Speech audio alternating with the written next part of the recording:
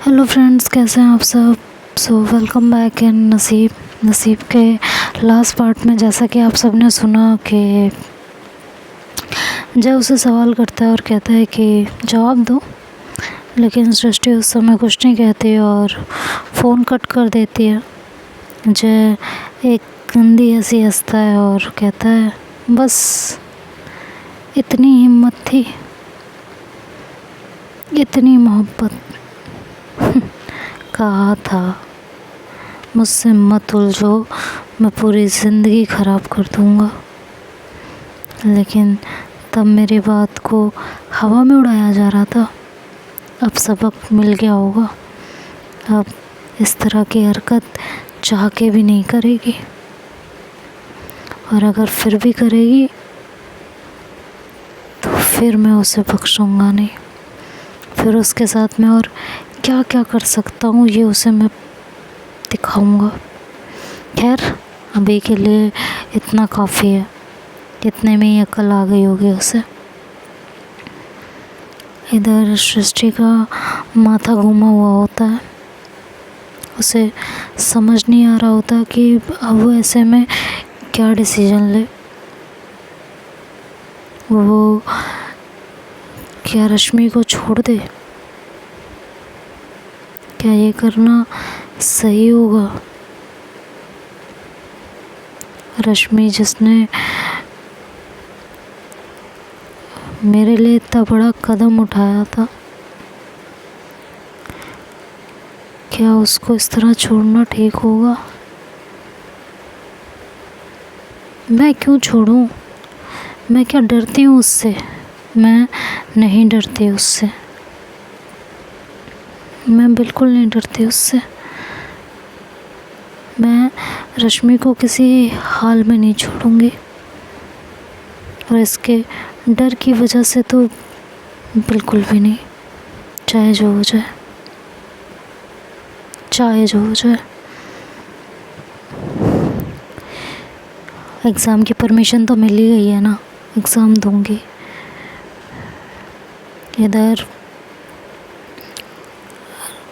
जय भी जो है रश्मि को सब कुछ बता देता है और कहता है कि अभी भी अगर अकल ना आई हो तो बता देना मुझे, मैं फिर कुछ और जुगाड़ करूँ तुम लोगों के लिए। क्योंकि ऐसे तो तुम लोग सुनोगे नहीं, तो किसी तरीके से तो कुछ तो जुगाड़ करना ही पड़ेगा। तो बता देना जो भी चाहो। रश्मि जब ये सुनती है तो वो एकदम परेशान हो जाती है, बहुत ज़्यादा। उसका दिमाग ही नहीं काम कर रहा होता कि वो क्या करे, और इस समय वो सृष्टि के पास कैसे जाए। उसे इस समय हर हाल में अब सृष्टि से मिलना होता है, उसे देखना होता है, उसे गले से लगाने के लिए तड़प रही होती है। वो जय के ऑफिस जाने का इंतज़ार करने लगती है।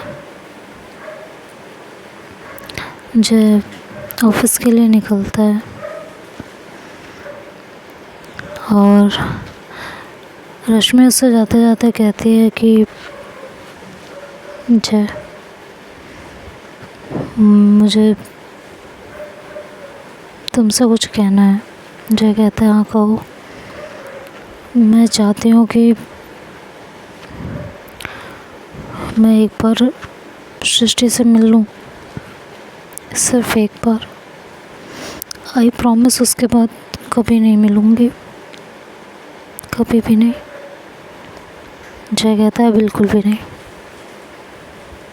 मैं तुम्हें हरगिज़ नहीं मिलने दूँगा। एक बार मिलती हो और पता नहीं कितने टाइम तक तुम्हारे सर पे उसका असर रहता है। और अगर मेरे खिलाफ जाने की कोशिश की तो तुम्हारे साथ क्या कर सकता हूँ और उसके साथ क्या कर सकता हूँ, इसका नमूना तुम देख चुकी हो। और देखने की इच्छा है तो बता देना मुझे। मुझे कोई प्रॉब्लम नहीं है दोबारा दिखाने में। So it's totally your choice and your call. तुम्हें सृष्टि की पूरी ज़िंदगी सही सलामत चाहिए या उससे मिलके उसकी बची कुछ ज़िंदगी बर्बाद करना चाहती हो?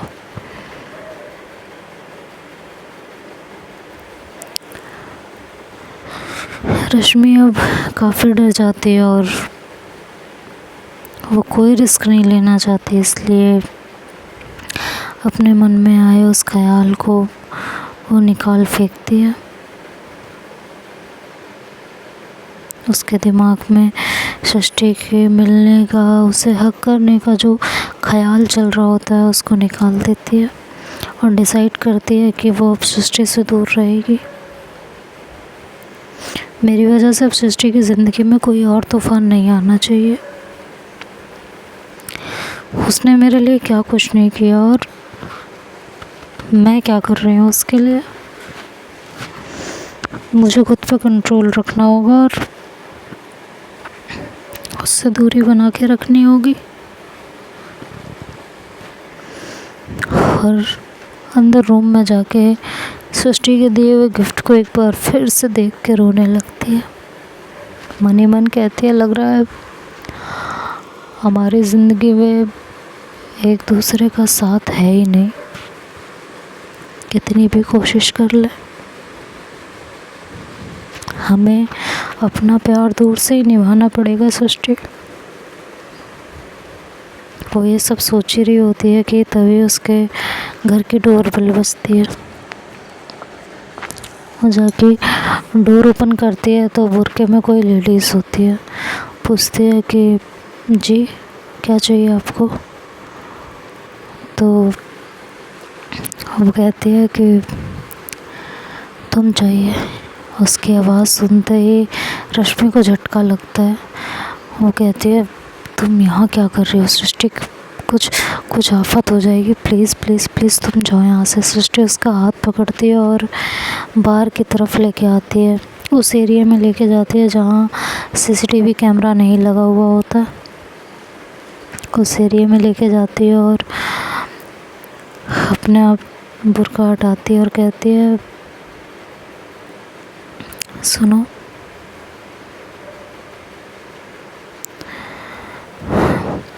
पता तो तुम्हें चल ही गया होगा जैने जो कुछ भी किया। रश्मि उसे टाइटली हग करती और कहती है, आई एम सॉरी, मेरी वजह से तुम्हें क्या कुछ नहीं झेलना पड़ रहा है।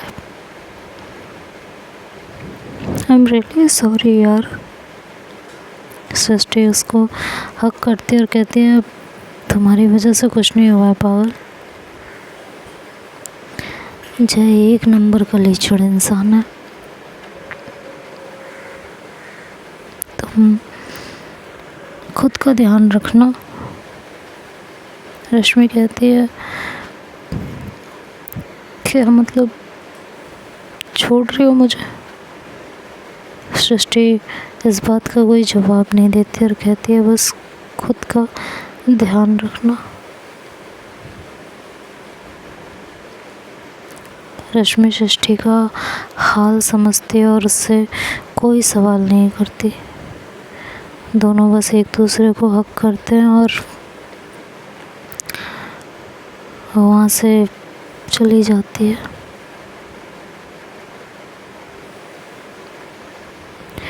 जाते जाते रश्मि कहती है, पहुँच के कॉल कर देना।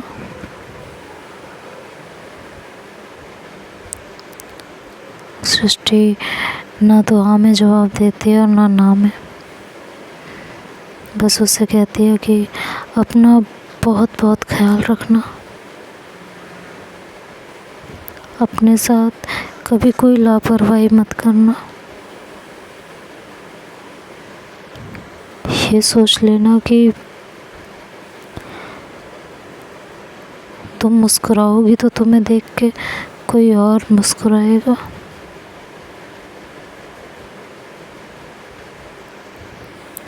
पता नहीं आगे क्या होगा क्या नहीं, लेकिन तुम अपना ध्यान रखोगी,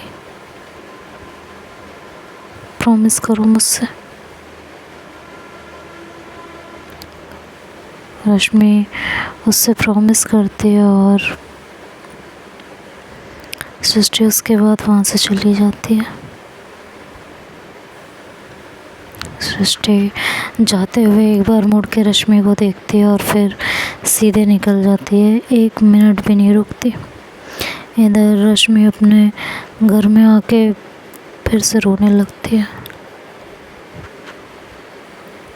सृष्टि के कॉल का इंतज़ार कर रही होती है कि सृष्टि पहुंचेगी तो उसको कॉल करेगी, लेकिन सृष्टि पहुंच के कोई कॉल नहीं करती।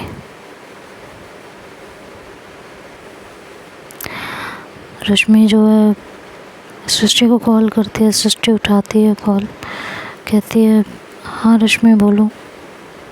कहती है कॉल नहीं किया, मैं इंतज़ार कर रही थी,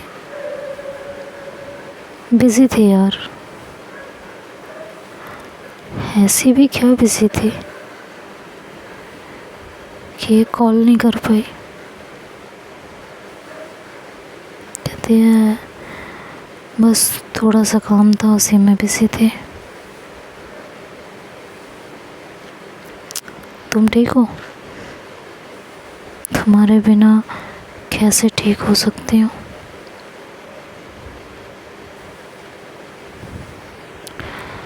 अच्छा, मैं तुमसे बाद में बात करती हूँ रश्मि, ठीक है? ये कह के वो कॉल रख देती है।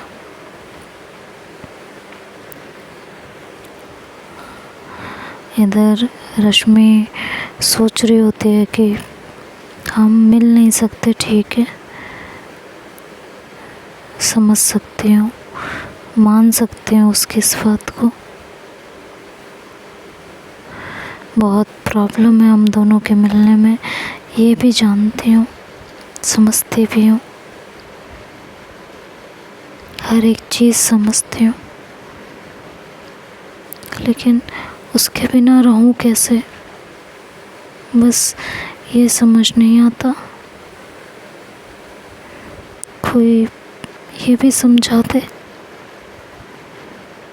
खैर, इधर सृष्टि अपने एग्ज़ाम की तैयारी करने लगती है और जो कुछ उसकी ज़िंदगी में चल रहा होता है वो उसमें इतनी ज़्यादा परेशान हो जाती है कि अब उसे वाकई में टाइम नहीं मिल रहा होता रश्मि से बात करने का।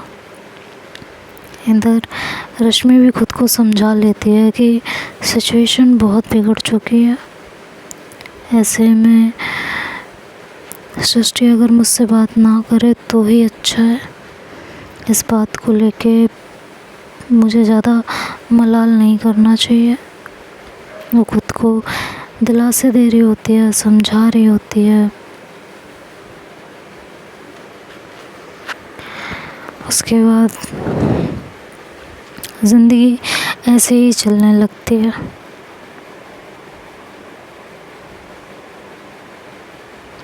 एक दिन सृष्टि का कॉल आता है एग्ज़ाम देने के बाद, और वो रश्मि को कॉल करती है तो रश्मि उसका नंबर देख के फटाफट कॉल उठाती है। इस बीच ज़िंदगी स्मूथ चल रही होती है, ना जय कुछ हरकत करता है, ना ही रश्मि कुछ और करती है, ना ही सृष्टि के कोई कॉल मैसेजेस आ रहे होते हैं। तो अब जय भी निश्चिंत हो चुका होता है पूरे तरीके से। इधर सृष्टि का कॉल आता है, रश्मि से बात करती है, कहती है कि मुझे तुमसे मिलना है रश्मि। रश्मि कहती है नहीं, बिल्कुल भी नहीं। तो कहती है क्यों, क्या प्रॉब्लम है? तो कहती है कि देखो बहुत मुश्किल से सब कुछ शांत हुआ है, ठीक है, और अभी कोई ऐसी हरकत नहीं करनी जिससे कोई प्रॉब्लम हो जाए। तो थोड़े दिन शांत रहते हैं, फिर देखते हैं क्या कर सकते हैं, ठीक है। तो सृष्टि कहती है मेरे एग्ज़ाम हो चुके हैं, एक बार मिल लेते हैं ना हम। तो कहती है अभी नहीं, बहुत अभी भी जय नज़र रखता है, अभी हमने कुछ किया तो जय फिर से कुछ कर देगा, प्लीज़ बात को समझो। और इस समय मैं कोई रिस्क नहीं लेना चाहती, क्योंकि शिवम भी बड़ा हो गया है, उसके बोर्ड एग्ज़ाम है, और राहुल भी बड़ा हो रहा है, काफ़ी टाइम गुजर चुका है। और प्लीज़ अब थोड़ा सा इत्मीनान रखो, हम मिलेंगे। कहती है तुम सब कुछ छोड़ के मेरे पास चले आओ, मेरे एग्ज़ाम हो चुके हैं, अब जय क्या करेगा क्या नहीं मुझे इस बात से फ़र्क नहीं पड़ता, प्लीज़ वापस चले आओ। कहती है अच्छा वापस चले आओ। हाँ क्यों, कोई दिक्कत है वापस आने में? नहीं, कोई दिक्कत नहीं है मुझे वापस आने में सृष्टि, मैं तो खुद चाहती हूँ तुम्हारे साथ रहना, तुम्हारे साथ वक्त बिताना चाहती हूँ, वो हर एक चीज़ करना चाहती हूँ जो दो पार्टनर करते हैं।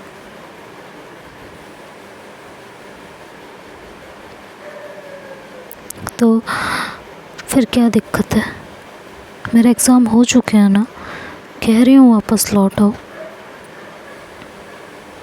अच्छा बच्चों को भी ले आओ? हाँ बच्चों को भी ले आओ, ठीक है। जॉब है तुम्हारे पास? तो सृष्टि चुप हो जाती है, कहती है इतने टाइम तक तुमने अपने एग्ज़ाम तक कैसे कैसे सरवाइव किया है, क्या मैं जानती नहीं हूँ? जय ने एक एक बात बताई है मुझे, पार्ट टाइम जॉब की है तुमने अपने खर्चे निकालने के लिए, कितना कुछ झेला है तुमने, और अब कह रही हो तुम्हारे एग्ज़ाम हो गए हो तो मैं चली आऊँ, केस लड़ेंगे हम, फिर से केस करेंगे। कहाँ से लड़ोगी? मुझे कुछ आता जाता नहीं, मैं कुछ कर नहीं सकती, कुछ नहीं कर सकती, 1 रुपया कमा के तुम्हारे हाथ पे नहीं रख सकती, अपनी खुद की जिम्मेदारी नहीं उठा सकती, तो बच्चों की और तुम्हारी कहाँ से उठाऊंगी? तुम्हारे पास कोई जॉब नहीं है, कहाँ से सब कुछ होगा? बच्चों की ज़िंदगी दांव पे लगा दूँ सिर्फ अपनी खुशी के लिए? कैसे, तुम ही बता दो कैसे? सृष्टि अब चुप हो जाती है, क्योंकि उसके पास भी रश्मि के सवालों का कोई जवाब नहीं होता। और बात सच थी, बात अगर दोनों की होती तो शायद कुछ भी करके जी लेते, लेकिन बात बच्चों की थी, जो रश्मि जिन्हें छोड़ नहीं सकती थी, और सृष्टि ना उन्हें उनकी माँ से अलग करना चाहती थी। वो चुप हो जाती है और कहती है ठीक है रश्मि, रखती हूँ, तुम अपनी जगह बिल्कुल सही हो, बिना पैसों के प्यार नहीं हो सकता। सृष्टि की ये बात रश्मि के दिल में चुभ जाती है और कहती है तुम ये सोच रही हो कि मैं तुमसे पैसों के लिए प्यार करती हूँ? सृष्टि कहती है नहीं ऐसा नहीं है, बट ये तो फैक्ट है ना कि अगर आज मेरे पास अच्छा पैसा होता तो मैं तुम्हारी भी, बच्चों की भी और केस की सारी जिम्मेदारी उठा लेती और जय को मुंह तोड़ जवाब दे सकती थी। तुम सही कह रही हो, अभी मेरे पास कोई जॉब नहीं है, अभी मेरे सिर्फ एग्ज़ाम क्लियर हुए हैं। चलो मैं रखती हूँ, बाद में बात करूँगी। सृष्टि मेरी बात सुनो। सृष्टि कुछ नहीं सुनती और वो कॉल कट कर देती है। कुछ टाइम और बीतने लगता है, इधर सृष्टि जॉब के लिए ट्राई करने लगती है और 6 महीना बीतता है, 8 महीने बीतते हैं, उसका रिज़ल्ट भी आ चुका होता है और वो अच्छे नंबरों से पास होती है, इवन टॉप करती है पूरे कॉलेज के अंदर। और वो जॉब के लिए अप्लाई करने लगती है, लेकिन जय उसके ज़िंदगी का रोड़ा बना हुआ था। वो जहाँ जहाँ जॉब के लिए अप्लाई करती, चाहे कुछ ना कुछ करके उसके जॉब को कहीं सेटल होने ही नहीं दे रहा होता। अंत में सृष्टि बिल्कुल हार जाती है। उसे समझ ही नहीं आ रहा होता कि अब वो क्या करे। उसका दिमाग ही नहीं काम कर रहा होता। वो अपने आप को थोड़े दिनों के लिए बिल्कुल शांत कर देती है। कहीं कोई एप्लीकेशन नहीं, कुछ भी नहीं। कुछ दिनों बाद उसके दिमाग में कुछ आता है और वो आउट ऑफ कंट्री जॉब के लिए अप्लाई करती है। इन सब चीज़ों में 1-1.5 साल और बीत जाता है, जिस बीच रश्मि और सृष्टि की कभी कभी थोड़ी बहुत बातचीत हुआ करती थी बस। तो आगे क्या होगा ये तो नेक्स्ट पार्ट में सुनेंगे। क्या रश्मि और सृष्टि एक हो पाएंगे? क्या सृष्टि ने जहाँ जॉब के लिए अब अप्लाई किया है उसे वहाँ जॉब मिलेगी या नहीं, ये तो अब नेक्स्ट पार्ट में सुनेंगे।